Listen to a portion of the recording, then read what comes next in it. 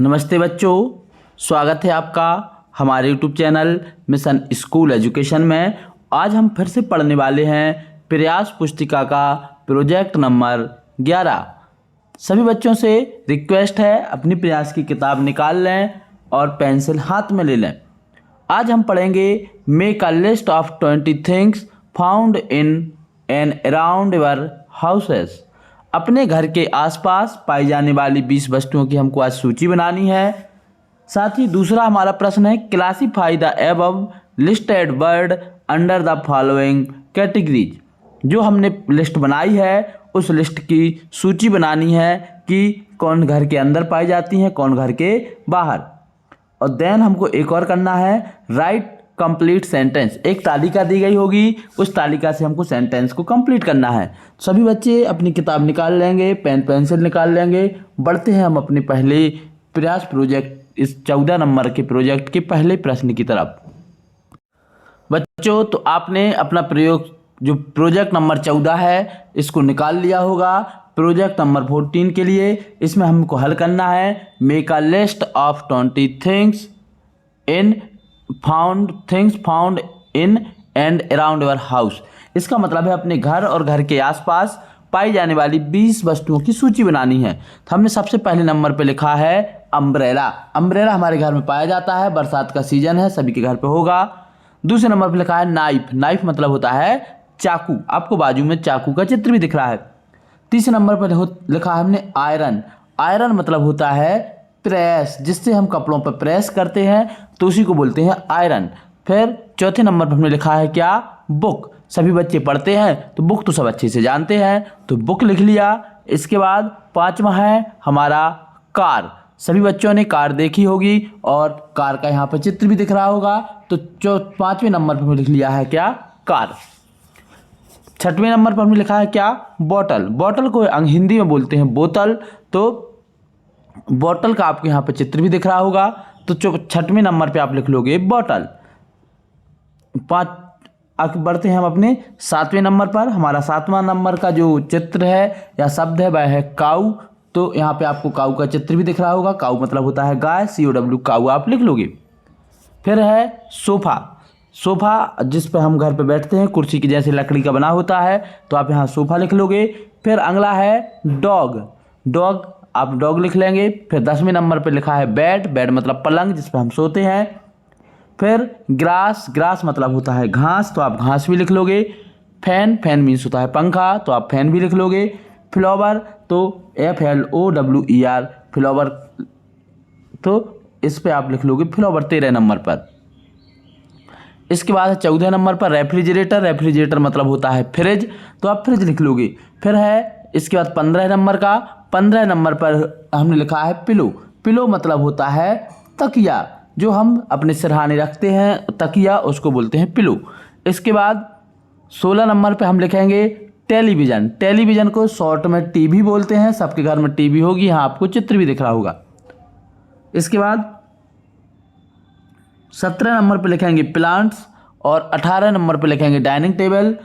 19 number पे लिखेंगे combo. Combo मतलब होता है कंघा, जिससे हम सुबह सुबह स्कूल तैयार होकर कंघी करके जाते हैं।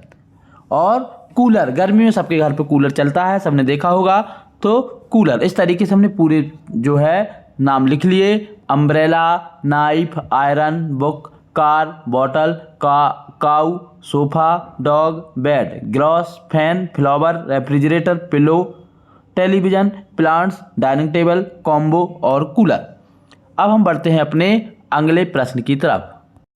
हमारा अगला प्रश्न है classify the above inside word under the following categories.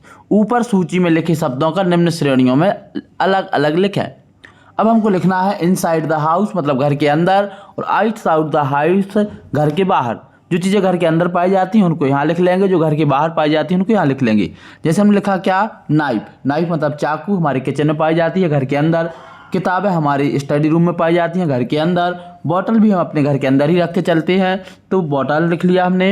इसके अलावा एक एक साइड से हम लिखते चलेंगे। फिर हम लिखा सोफ़ा, तो हमने सोफ़ा लिख लिया। बेड लिख लिया। फैन लिख लिया। Refrigerator, television, dining table. इस तरीके से आप देखेंगे कि आपको पूरे दिख रहे होंगे। जितने भी हमने शब्द लिखे हैं यहाँ पर सब आप लिख लेंगे। Knife, book, bottle, sofa, bed, fan, refrigerator, television, dining table और कूलर। सबके यहाँ पे आपको चित्र भी दिख रहे होंगे, तो आप इन चित्र को देख के समझ भी सकते हैं। बाकी आउटसाइड में हम लिख लेंगे क्या? कार घर के बाहर होती है, काऊ घर के बाहर होती है, डॉग घर के बाहर होता है, घास मैदान में घर के बाहर होती है, फूल गार्डन में घर के बाहर होते हैं, प्लांट्स पौधे भी घर के बाहर होते हैं, एयर कंडीशनर भी हमारे छतों पर घर के बाहर ही लगी होती है। इसके अलावा ट्री पेड़ भी घर के बाहर होते हैं, बर्ड्स भी घर के बाहर होते हैं। मंकी तो बंदर जंगल में होता है पेड़ों पर, तो मंकी भी बाहर होता है। इस तरीके से हमने पूरे के पूरे ए भी लिख लिए, इनसाइड और आउटसाइड सब इनको लिख लेंगे। अब हमारा अगला और लास्ट जो प्रश्न है उसको हल करते हैं। हमारा लास्ट प्रश्न था, लिखा है नीचे दी गई तालिका को ध्यान से पढ़ें और वाक्य को पूरे करें। अब हमको क्या करना है, जैसे यहाँ पे नगमा पर जो है एक टिक लगा हुआ है, तो हमको नगमा को ऐसे मिला देना है, इनको यहाँ से मिला देना है, इनको यहाँ से मिला देना है, इनको यहाँ से मिला देना है, इनको यहाँ से मिला देना है, और इसके बाद इसको यहाँ से नहीं, इसको यहाँ से इसको ऐसे मिला देना है, और जो यहाँ से मिलाना है इसको ऐसे मिला देंगे। मतलब हम अब सेंटेंस बनाएंगे कैसे, जैसे यहाँ पे लिखा है क्या? टीचर्स स्टूडेंट, और क्या लिखा है यहाँ? मिस्टर नगमा। तो मिस्टर नगमा वाले बिंदु को ऐसे मिला देंगे तो हो जाएगा mister Nagma teachers student, he is a teacher. इसके बाद लिखा है क्या? मिस्टर कसान्या, और यहाँ पे लिखा है वर्क इन फील्ड्स, तो mister Kasanya work in field, he is a worker. फिर आगे लिखा है क्या? मिस्टर अशोका, यहाँ पे बिंदु लगी है, सिंगिंग सॉन्ग्स, मिस्टर अशोक जो है वह गाना गाते हैं। आपको इस तरीके से ऐसे मिलाओगे तो आपसे इनके सेंटेंस बन जाएंगे। इनके पूरे के पूरे सेंटेंस हमने नीचे बना दिए हैं, आप एक एक करके यहाँ पे देख सकते हैं। सभी सेंटेंस को हम लिखेंगे। सबसे पहले नंबर वाला सेंटेंस था हमारा, mister Nagma teachers student, mister Nagma teachers student, she is a teacher. जो नगमा है वह एक टीचर है और बच्चों को पढ़ाती हैं। दूसरा सेंटेंस है, mister Kasanya works in field, he is a field worker. Mister Kasanya जो है क्षेत्र में काम करते हैं और वह एक क्षेत्र में काम करने वाले व्यक्ति हैं।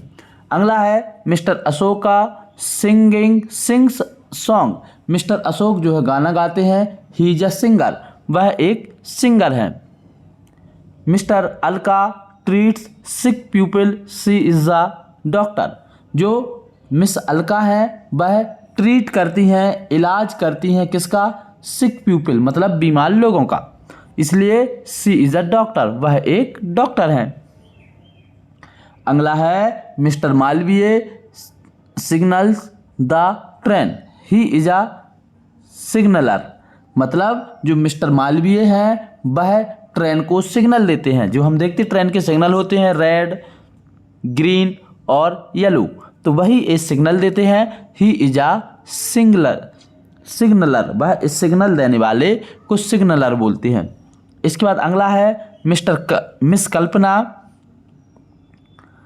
कल्पना looks after patients, she is a nurse. जो मिस कल्पना है वह देखती हैं आफ्टर पेशेंट्स, डॉक्टर के चेक करने के बाद पेशेंट्स को जो भी दवाई दी जाती हैं या देखती हैं तो वह डॉक्टर के जाने के बाद उनको देखती हैं। शी इज़ अ नर्स, वह एक नर्स हैं।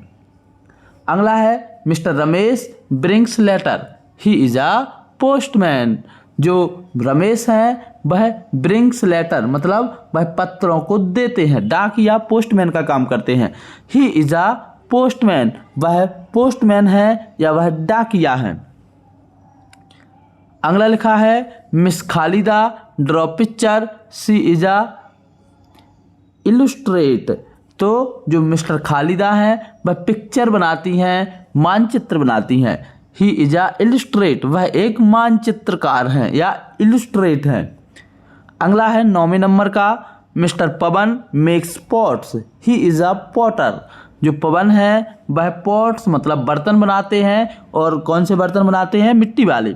तो ही इज अ पॉटर, वह पॉटर है। पॉटर मतलब वह एक कुम्हार है।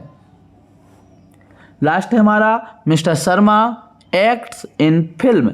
मिस्टर शर्मा जो है वह एक्टिंग करते हैं किसमें, फिल्मों में, इसलिए ही इज द एक्टर, वह एक एक्टर हैं।